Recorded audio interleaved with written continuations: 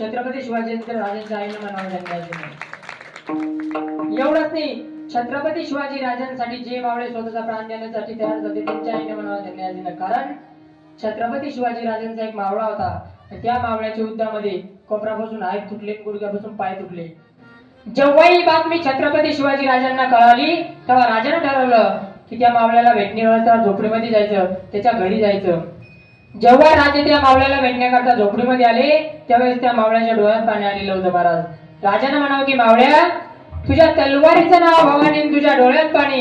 मावळ्यानं उत्तर फार सुंदर दिलं. महाराज मावळा म्हणते, राजा हात तुटले म्हणून नाही रडत नाही, राजा पाय तुटले म्हणून नाही रडत नाही, राजा हात पाय तुटले वेळेस मला वेदना होत आहे म्हणून नाही रडत नाही, राजा मला आता संसार करता येणार नाही म्हणून नाही रडत नाही, राजा रडू यासाठी येते की या महाराष्ट्राचा राजा आज माझा झोपडीत आला असताना त्याला मुजरा करण्यासाठी हात नाही, त्याचं दुःख वाटतंय राजा म्हणून मी रडतो, म्हणून मी रडतो.